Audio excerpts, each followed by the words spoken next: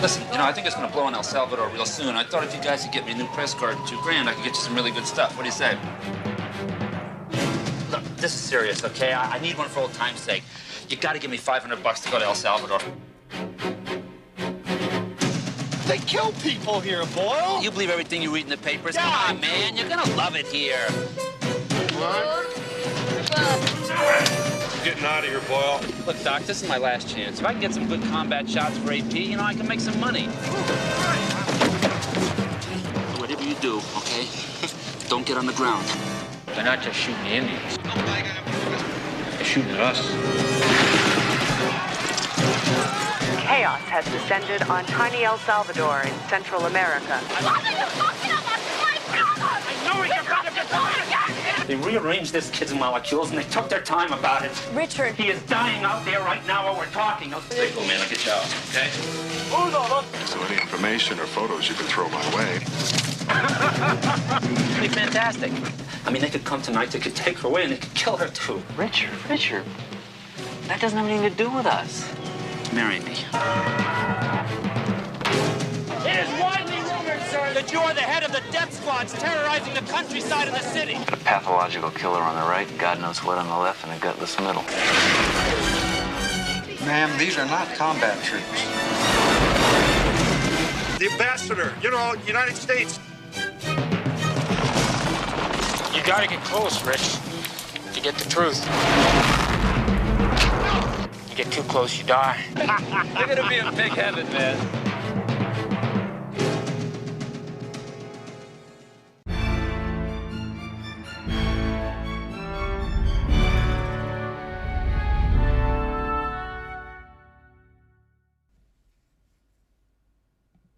Hello. On the 2nd of December 1980, 4 American nuns were driving from San Salvador International Airport when their van was attacked and run off the road. Men from the El Salvador National Guard, the ruling government's military, dressed in civilian clothing, raped, shot, then buried the 4 women. This event failed to halt US funding of the Salvadorian regime as billions of dollars were spent in propping up the fascist rulers. In 1985, before shooting Platoon, Oliver Stone began filming this powerful movie, starring James Woods as Richard Boyle, so this is your January Film Club. Please do like, subscribe and follow, and if you can leave a kind rating then thank you. But it's over to me, Roger and Tim on Salvador.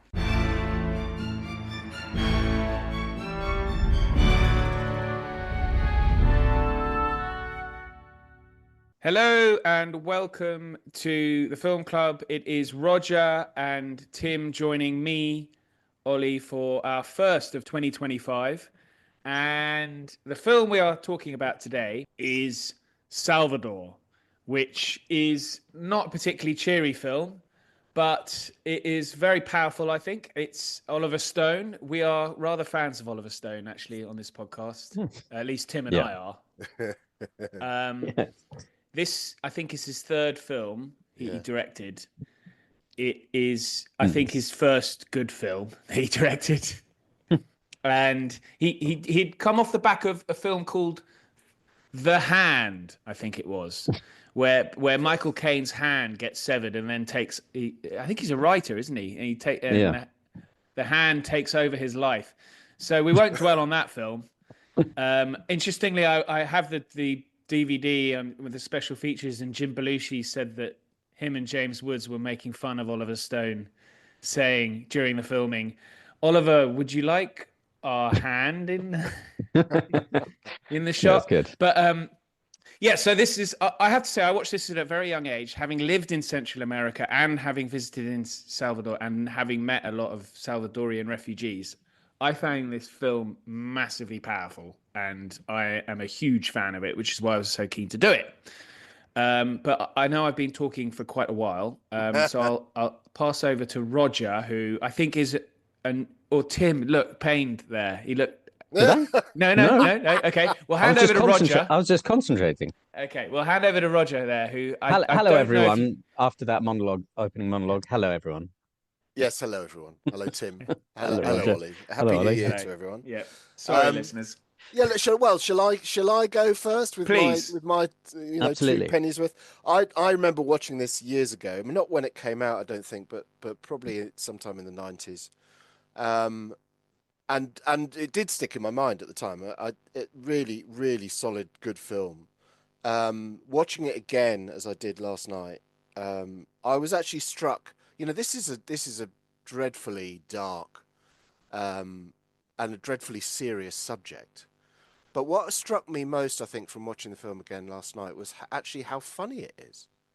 That dynamic between John Belushi and James Woods.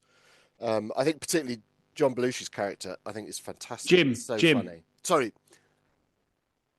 Jim Belushi's character. Belushi, yes, I'm getting confused with Animal House with his brother.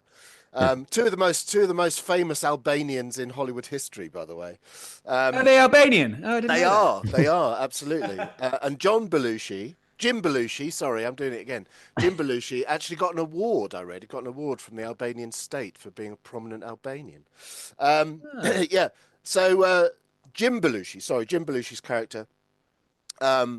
Really, both of them are absolutely larger than life. I mean, they were described in one review I read as being sort of slightly cartoonish, but I think that's what gives the film a lot of its drive and a lot of its sort of character. It is essentially a character study of those two guys, and they are portrayed as larger than life. James Woods, he one of the, I forgot how many times he said in the film, "I'm an asshole." Like he just kept saying to everyone, "Like, I'm sorry, I'm just an asshole." I mean, and that was, the character that came across really, actually very funny. I thought there's some really funny lines in it. Jim Belushi had a great line where he's talking about when they first go to Central America. And he says, he's sort of complaining about it. He says, "Look, there are dogs screwing in the streets." He said, "It's like Baltimore." I laughed out loud at that one. But no, I just thought it was really well done, really well constructed, and something for which the subject matter was so undoubtedly serious and dark. That humour, I thought, actually really carried it along. That between the two characters. So I actually found that, paradoxically, I think it's sort of historically problematical, but I think it actually really carried the film along and was one of the standout features for me. Great. And Tim, so, as I said, we both love Oliver Stone. A lot of people would probably say this should be let's count this as his first film as a director. if you've seen the other. But it sort of is a hallmark for him, because if you know his career, and you know how sensitive he is and how political his films are, I mean, he does tackle serious subject matter. I've always thought that he does these, but with a little bit, there's always a little bit of Hollywood, just an inkling of Hollywood sentimentality under some of his work, when it comes in with the way he uses the music, the way he sometimes lingers on scenes, on the horrific scenes. I've always liked this film. I think it's a great film. I think it's an amazing inverted commas first film. Let's just put that out there. And it's even more of a feat considering he did this back to back with Platoon, which both films came out in the same year. And like Coppola in the 70s, he was competing with himself at the Oscars. So overall, with both films, he had loads of nominations. This didn't win anything. Platoon obviously won a lot. 2 nominations, though, right? It had 2 nominations: film and screenplay. One for James Woods. Screenplay, actor and screenplay. Sorry, yeah, actor and screenplay. I agree with Roger about I mean, it is. I think the humor, the device of the humor, really was to make the shocking scenes all the more shocking. The innocence of these two, you want to call them losers, I mean, because they kind of are. And driving, drinking, smoking, everything's kind of laughing, and then that's when it's always the juxtaposition of when the horror hits. I love Jim Belushi. He was a bit of the character's a bit of a spare part in this. There's no kind of plot device for him as such, to the point where I remember the very first time I watched it, I thought, oh God, he's just, I would be so angry with James Woods. I mean, he is angry with him. but he's sort of like slightly it dilutes as it goes through the film. But I would be as angry as he is in the restaurant scene at the beginning, where he's, I mean, properly pissed off that he's there, and he just keeps getting into really bad situations, which is understandable.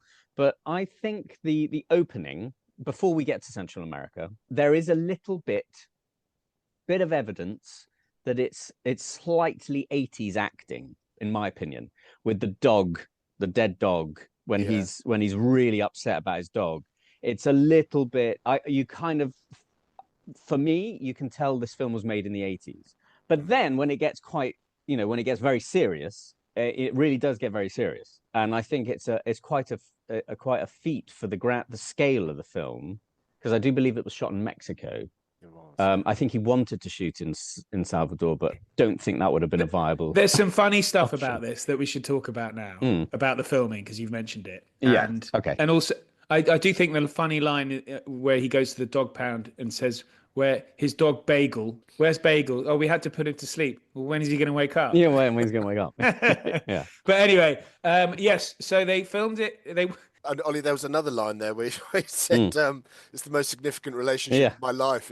She lasted longer than my marriage." Yeah. Yes. I know, it's brilliant. You kind of think it's going to be a buddy comedy, which I guess in a sense it is. But you're right. I know what you mean. And actually, reading and watching a number of interviews, that was filmed at the end after they'd done everything. That was the last bit they filmed. They were just going for the humor. They were really going for the humor. Oliver Stone said, "A word of advice: don't do that. Do the last bit of the film earlier." Which that's one for you there, Tim. I don't know why he said that, but it works. It works well, I think. Yeah, I think so. I think it was due to money. They'd run out of money, and they needed the beginning, and they didn't have any money to shoot. Right. And so James Woods was saying that they were being delivered $100 bills in suitcases. Oh, really?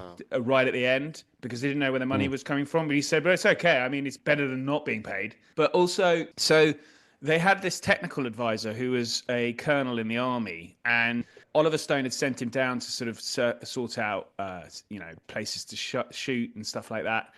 And the guerrillas, they kind of thought they had the guerrillas on their side, because just to remind listeners, the Salvadorian Civil War lasted from 1979 to 1992, and it was particularly brutal.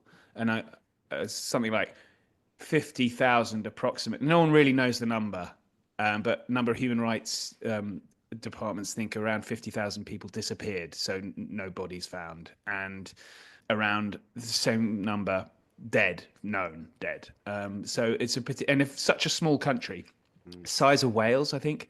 So that just gives you an indication of the levels of violence there.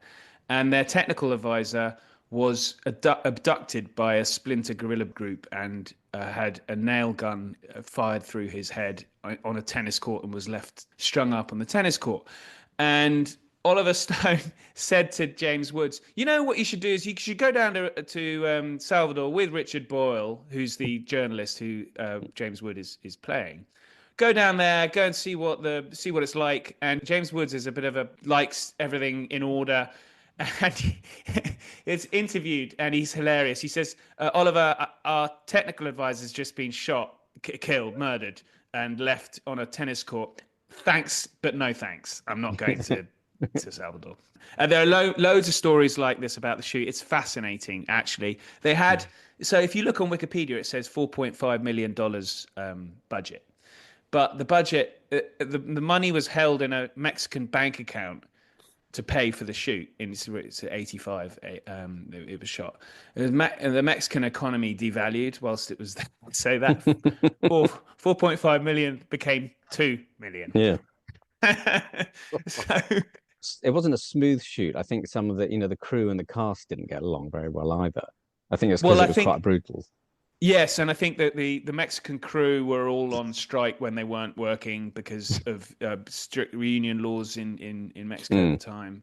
So yes, it was very difficult to shoot, but it's an extraordinary time. And this Richard Boyle character seems every bit as crazy as James Woods played him. So if one is tempted to think that James Woods is overacting, but But having Well, apparently watched, they were sort of slightly exaggerated, weren't they? Yeah, that's what I. well, I don't know. I've seen a number of interviews with Richard Boyle. The guy's Really? he's a lunatic. He's Oh, an really? absolute lunatic. Yeah, I think anything, James Woods toned it down a bit. Oh, Wow. really? That's interesting. Wow. Because James Woods, I always thought the larger than life attitude, that portrayal that Roger mentioned, was kind of like a deliberate exaggeration for both the leads, I mean. Yeah. And in fact, the thing is that you can see the start of James. I mean, it wasn't the start of his career, but you can see that James Woods took this sort of trait through the rest of his. I mean, when he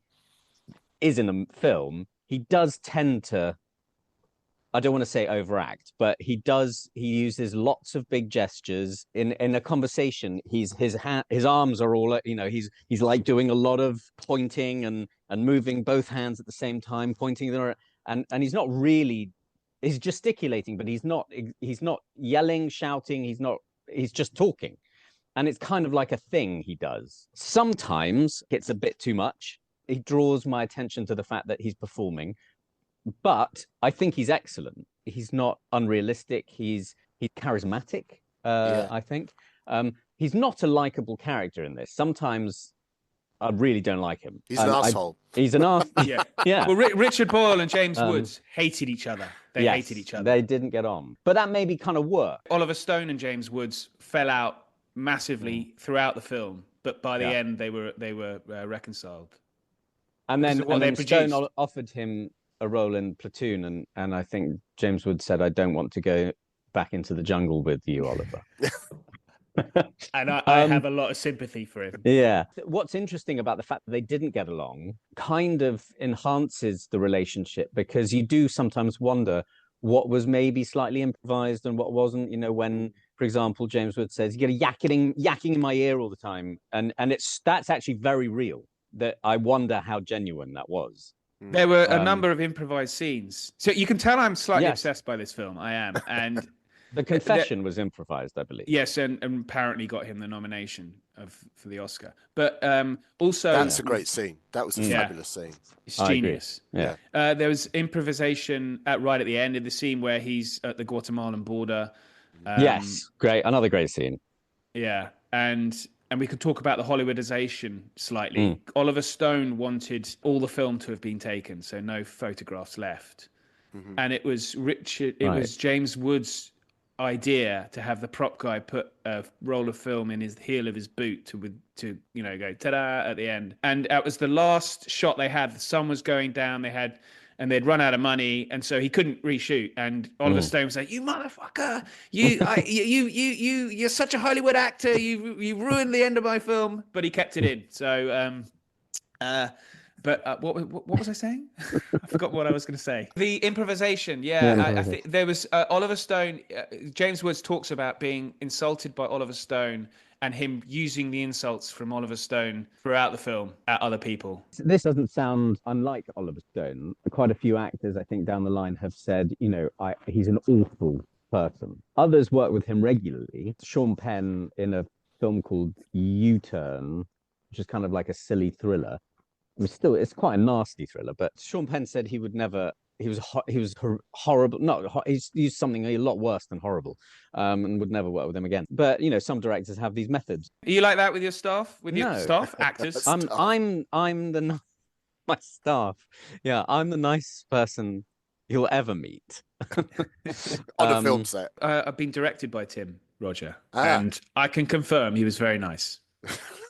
Good. I'm not surprised. I was about to say, if you cast it well, you don't need to coax anything out of them. That's my. But then, I mean, another obvious point, Tim, and I know this is your line rather than mine, but surely that degree of sort of, when you've got to clash with an actor, that can be the grit in the oyster sometimes, can't it? It depends on the circumstances, but also depends on your point of view, time.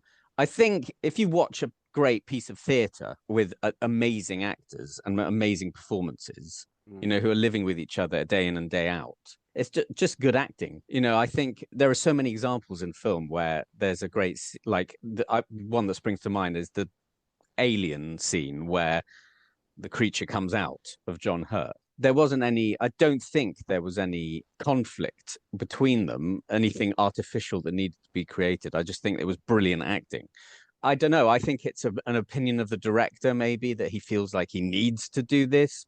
But I think if Oliver Stone didn't do this, I still think this would have been a great performances from them. Yeah. I just think it's something that it's a bit like method directing, the equivalent of method acting. It's what you feel you need to do.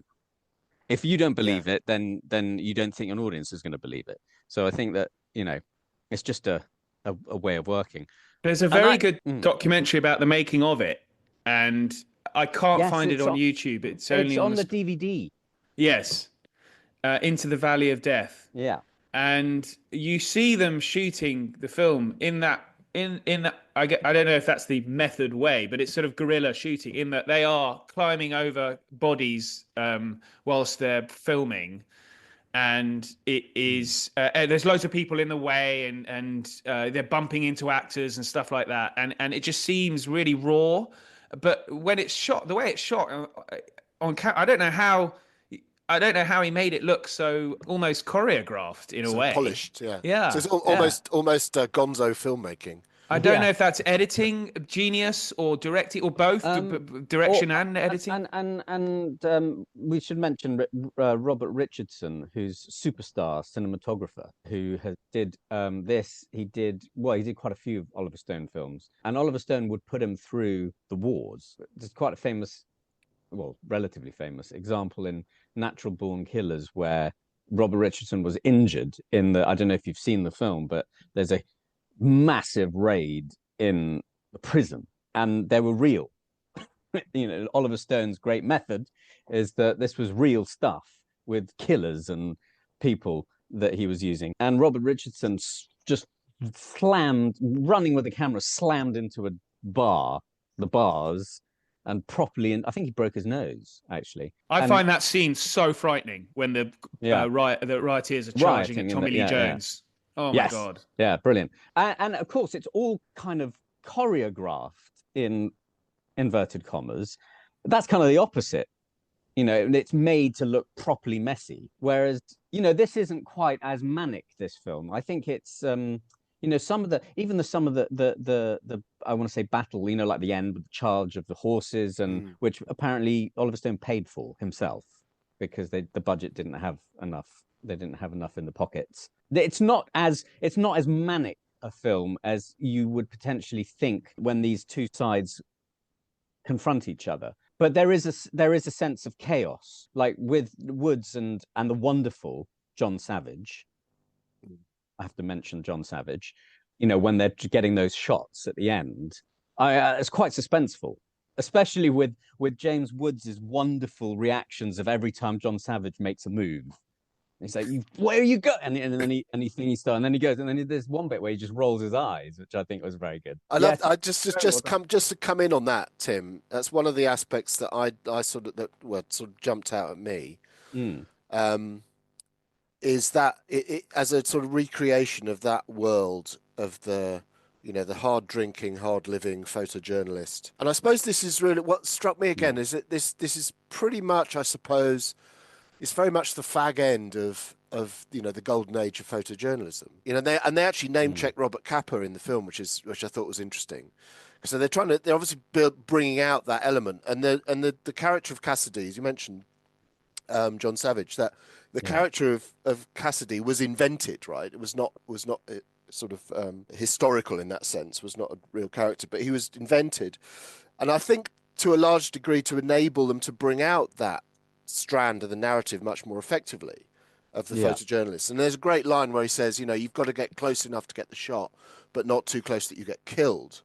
And again, of course, you look back at Robert Capa. Robert Capa died in Indochina, covering the French Indochina War back in 54, 55. He transgressed against that very rule. So, but this is then, supposedly kind of 30 years on, whatever it is. So it's very much the sort of fag end of that, and you can see that, and they play up to it. So even James Woods' character, he talks about he was in Cambodia, he's been in Nam, he's been covering all of these conflicts. And then here he is, he's just a kind of, to a large extent, he's an adrenaline junkie. And he's just pitched up in El Salvador, which is just the latest staging post in this ongoing, Cold War confrontation by proxy. And there he is, sort of looking for thrills. Essentially, he said, get me out to the guerrillas, get me out here, get me out there. Pulling every string he can to get close to the action, so he can get some sort of shot that he can then, sell on the photographic market. So I thought, that strand of it, I thought was really, really interesting.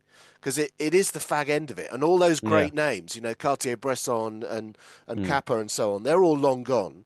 And then you've got these guys who are basically, portrayed as drinking, drugs, shagging, and living this hard life that, you almost can't imagine they're going to survive for long, because it's so risky.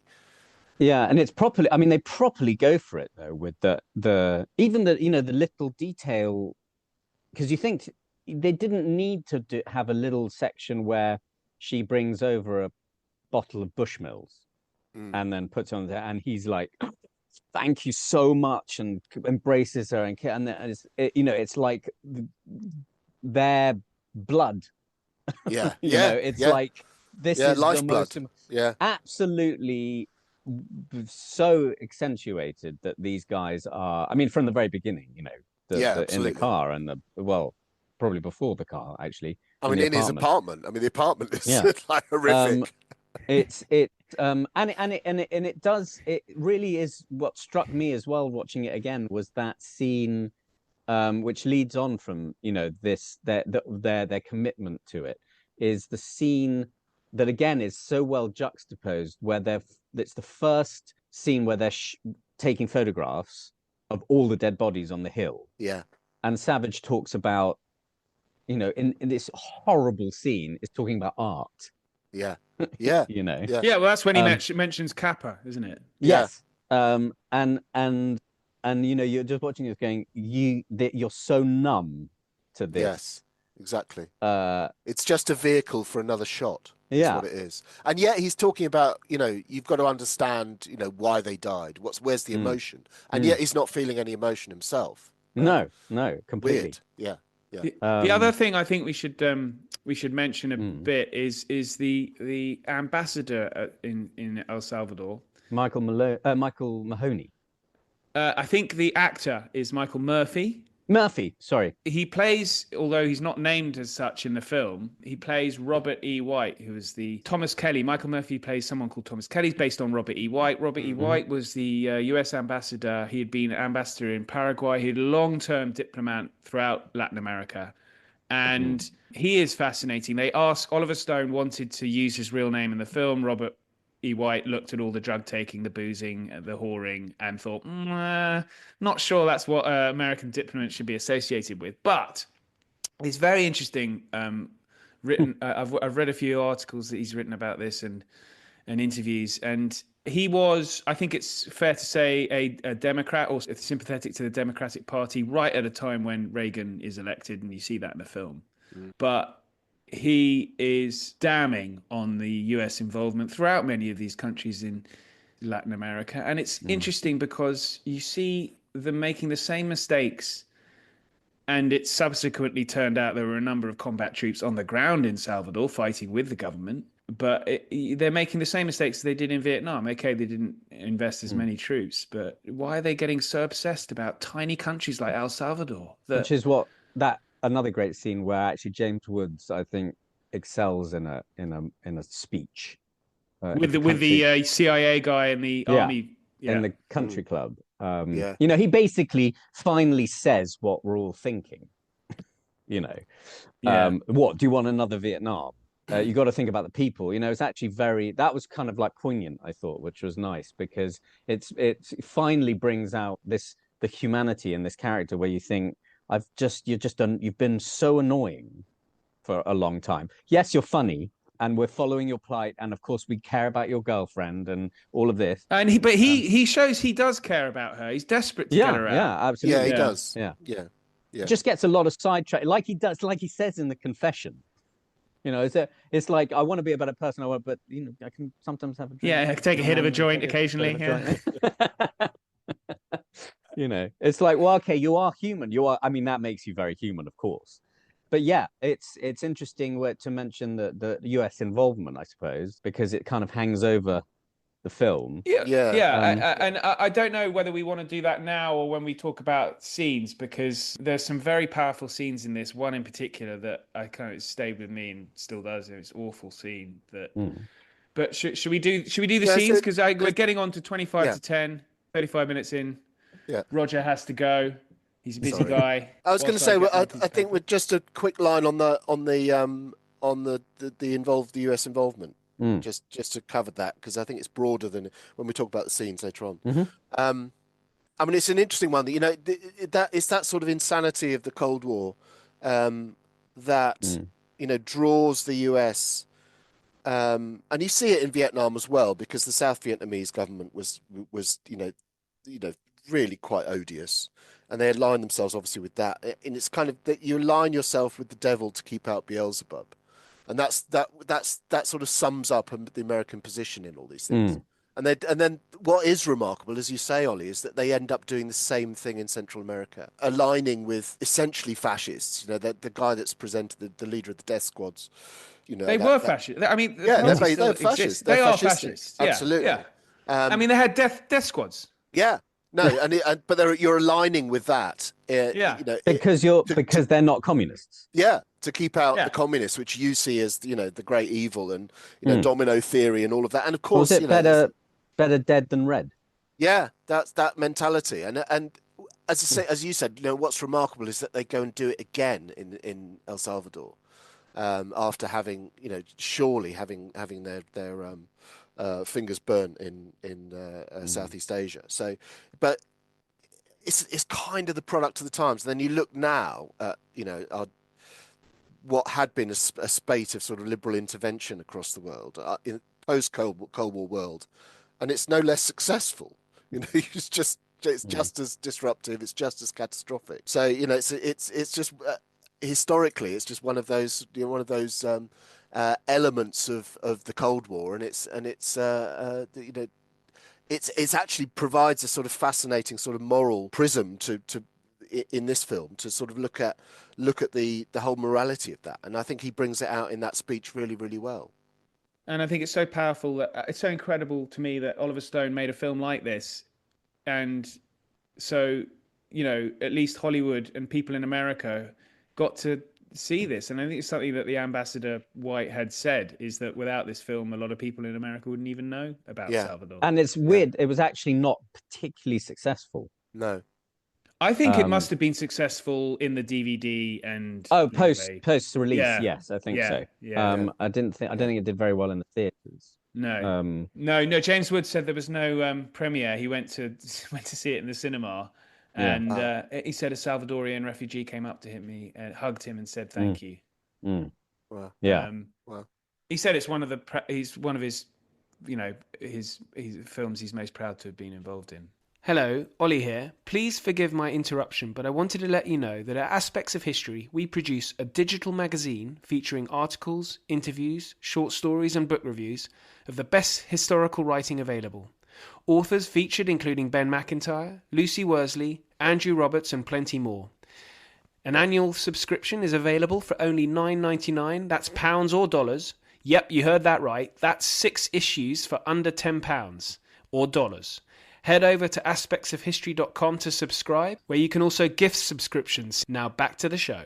Right, so let's do our best scenes then. So these are best scenes, and I'd listed out a few.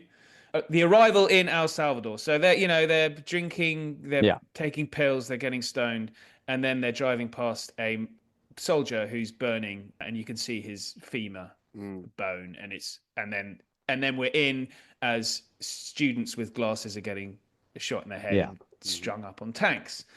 Welcome to El Salvador.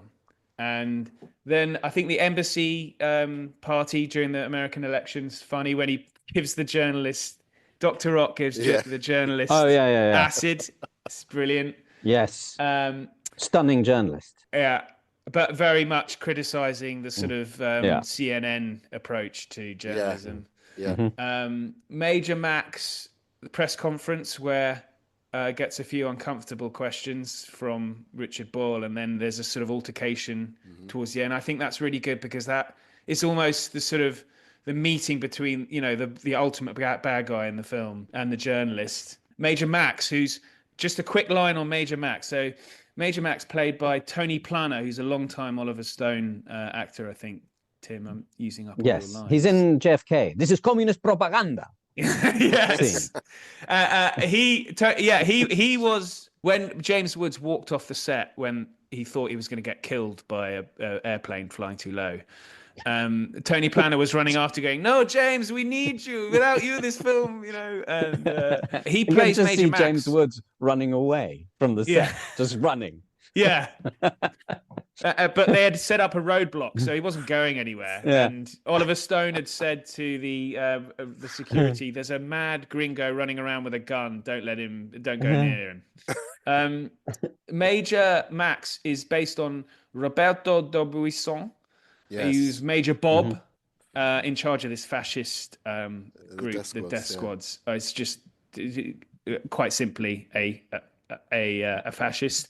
I'd add to your list of scenes that moment where over dinner and he's saying who's going to have the honor of the sort of Henry II Archbishop of Canterbury. Yeah. He actually says, "Who will rid me?" Yes. Yeah. But that's a powerful scene. That's good.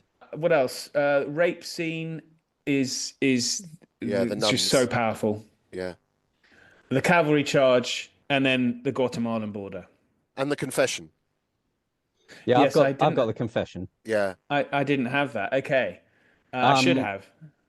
I'd add, I agree that the first time with the road accident at the beginning, I agree with you. I wouldn't put the cavalry charge up there with the best scene because I think it was I think what I meant was Battle of Santa Anna, where you get... I just feel like, you get both sides facing each other. A lot of scenes like that done, I would just say, not better, but I just think there are better, I think more powerful scenes in this film. The reason why I picked it is because, as the ambassador said, is the thing about you have to know about the Salvadorian army is they didn't really have much of an enemy outside their borders. Okay, you had the football war in '69, but that wasn't really a proper war. It was more rioting than anything else. The Salvadorian army during that time, what they were very good at was shooting civilians.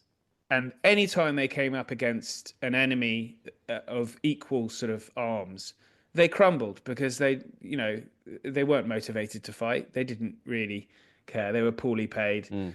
And they viewed the wives and children of the campesinas, the peasants, as legitimate targets, and that's who they were most effective at killing. And so the reason why I like the Battle of Santa Anna is that you get to see the army losing to these guerrillas and being crushed by the guerrillas. And obviously, the roles are reversed when the funding taps turn back. I do put in that. I did put John Savage's death because I liked it because it wasn't overdone. He didn't. John Savage is actually very underrated, I think, in doing terror, because his terror in The Deer Hunter is masterful, and he then takes it even further. I don't know if you've seen. Well, you must have seen. You have seen The Thin Red Line, where he just goes a bit mad, and he does it so well. He does such terror, and I thought he was, when I was watching this, I had forgotten, and I thought he was going to go for it, and I just loved the way it was slightly just really subtle. It was actually quite sad. Yeah. And I loved James Woods' medical knowledge of puncturing his throat. Yeah, tracheotomy. Yeah, with a pen, I think, wasn't it? I've also put when the jefe and his men tell James Woods, "Let's go down to the beach." Yeah. Yes, that's very good. I thought that's a great. Not only am I an Irishman, I'm a Viking. Yeah. I thought that was really good because I was quite tense. The way James Woods moves there is brilliant. Yeah. There's like, what are you going? He just does. You've got a. What have you got? You've got mace, but they've got mace guns. and a knife. They've got guns. Yeah. Well, okay. Well, let's zero in on these. To me, it's the rape scene. It's so powerful that I think it's one of the most powerful scenes I think in all the films I've ever seen. I'm surprised you haven't put. I thought the passport control scene at the end was really good. It was. I did mention that at the Oh, you Guatemalan did? border. Yeah. Oh, you yeah. did. Oh, yeah. Okay, sorry. But to me, it's the rape Yeah, scene. the rape just... scene is just. Yeah, I mean, it's shocking. How often do you see something like that? I mean, it's very that's rare. True. It's true. Yeah, just don't watch a film called Irreversible. Right. Gaspar Noé. Yeah. Don't. I'm telling you, Okay. don't. Okay. And this was based on a real event. Okay. So yes, it was. And this was why actually Robert White, who was I'm mentioning again, he's this sort of really impressive guy, Fulbright scholar, worked in Latin America his whole career. He was, I think, 2 of the nuns stayed with him the night before they were murdered. And they were picking up another couple of nuns from the airport and driving onto a part where they were going to help out women and children who had been injured in the fighting. The government, there were all sorts of ridiculous charges, and this is what, or accusations. Like, for example, Jean Kirkpatrick, who's this rather malevolent advisor to Ronald Reagan during the 80s. She took the side of the Argentine junta during the Falklands War. She obviously a wrong one. She thought that, it didn't really matter if you went around with your death squads murdering women and children. Because you might be an evil fascist, but you are evil fascist. And she had accused them of jumping a roadblock, and that's actually repeated by the journalist in the when they so that was an interesting little vignette of that. So, again, that critique of the, I think you said before, the CNN style journalism, where they said, oh, maybe there was a firefight, and I said, what, 4 nuns? There was a firefight. Robert White was asked by his superior Alexander Haig to write a report, basically, whitewashing what happened. White refused, and he was sacked. It's a really despicable chapter in American foreign policy, and so that to me it rather sums up the whole experience of the Americans in Salvador. Yeah, I agree. I'm going to home in on the scene. I think that, and I thought the confession, because as I said at the top, what struck me about the film, in spite of the sort of the horror of its subject matter, was that undertone of humour that came out of it, which I really enjoyed. And I think that comes out in that confession scene. And it shows you James Woods, I think, at his manic best. With a camera close up, and actually it doesn't cut, does it? No, it doesn't cut exactly. Just stays on it. So that and again, and the sort of passion as well. The character is passionate about his girlfriend. He's wanting to, as you said, he means that. It's not just a, she's not just a shag. He loves her, and he wants to do everything possible to get her out. To the extent that he will confess, and he will then go and participate in mass. So for me, that's my scene, I think. You see, it's because that confession scene is lots of fun, and it's really nice, and I agree, it's great performance and everything. But in the context of the film, it's actually not that important.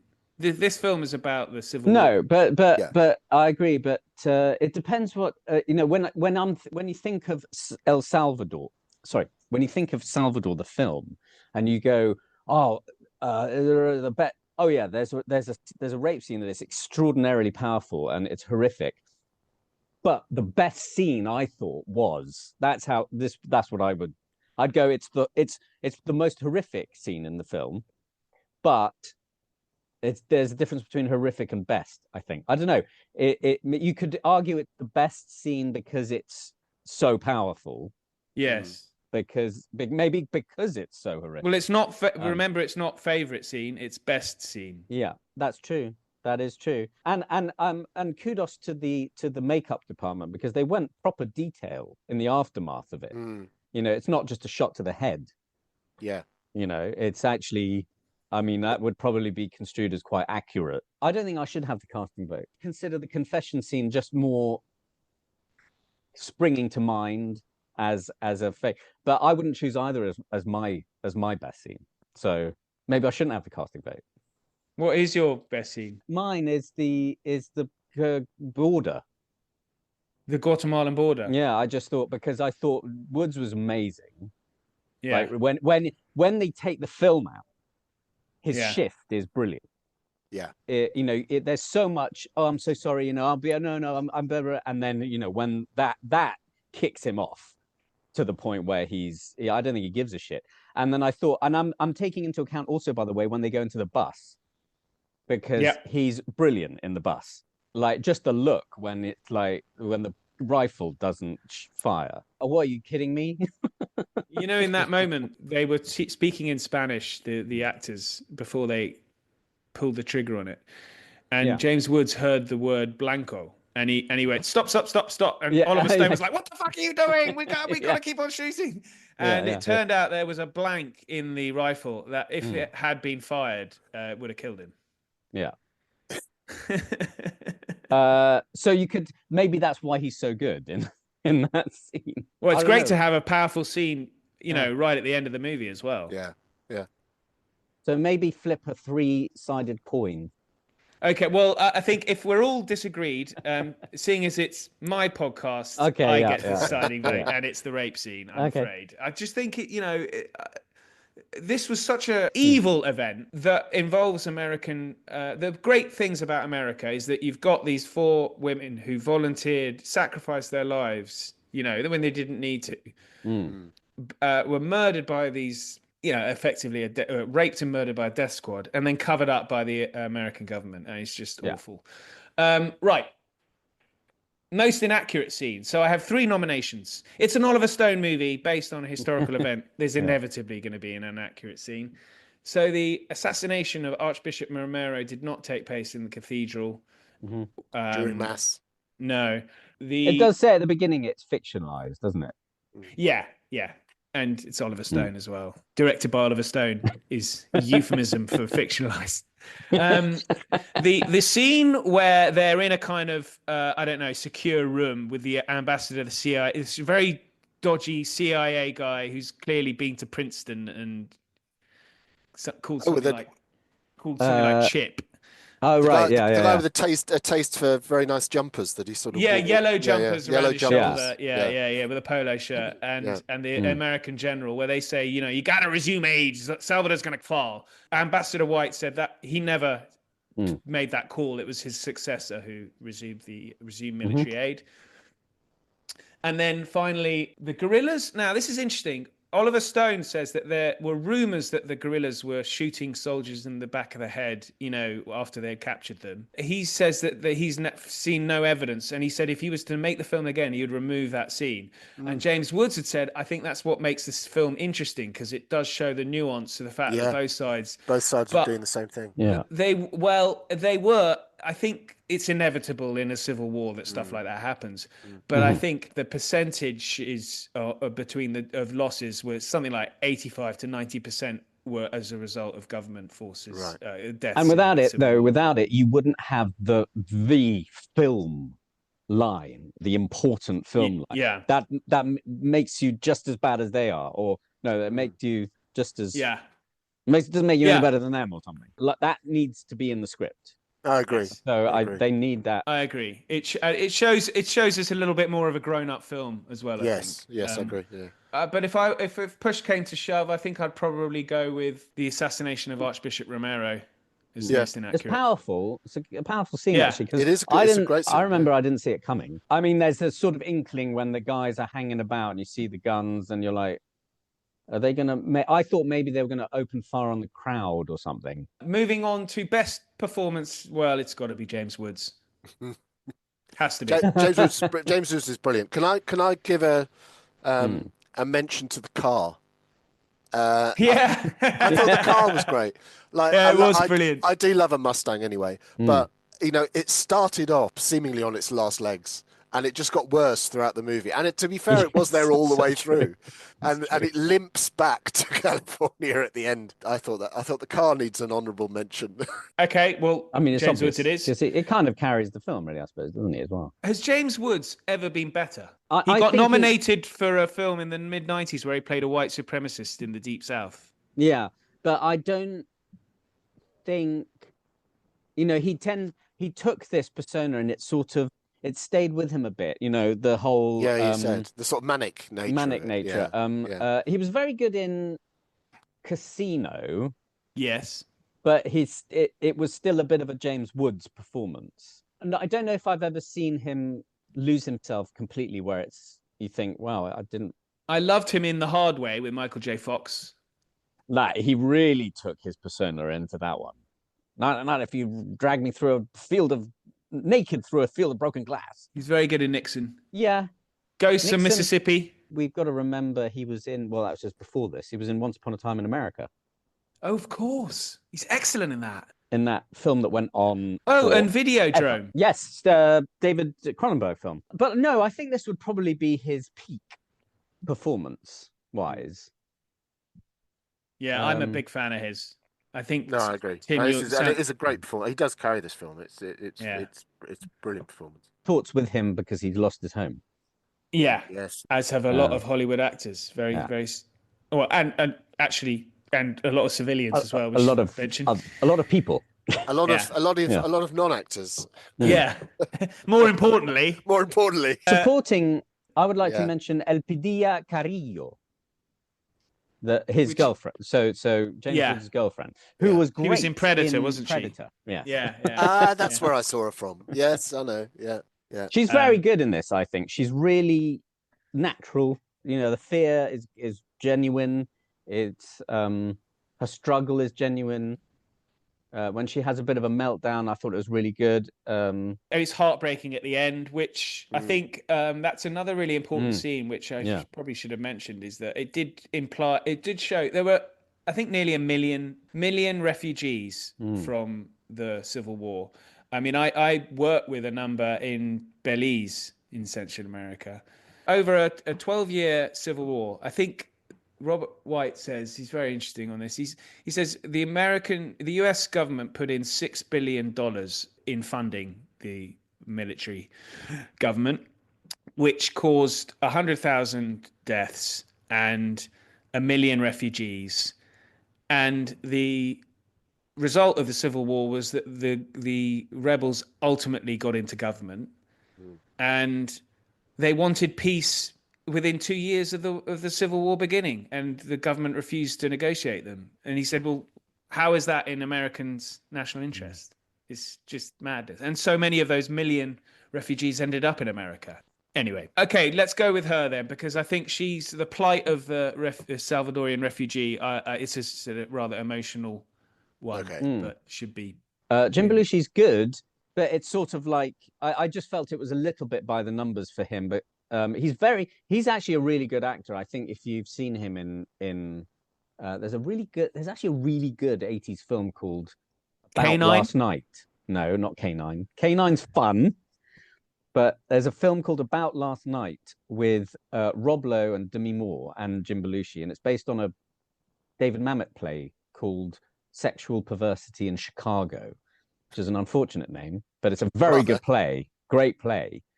And Belushi David Mamet's a proper writer of dialogue, and Jim Belushi is brilliant in the film. So I just feel sometimes this was a little bit of a letdown for him in terms of potential for his character, because he kind of pops up and does some humorous things and then gets a bit scared and then kind of leaves.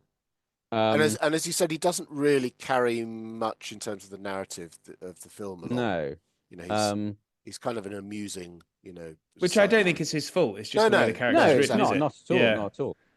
He's very good in Red Heat. Red Heat as well, we should mention, with Arnie Schwarzenegger. Yeah, it's very good. Yeah, that's a crazy film. But yes, so nothing against this performance. Okay. But it's just... Right. Well, moving along, we've made our decision, Tim. That's enough of that. Shut up. Right. So I think we're down to what if Tarantino had made it.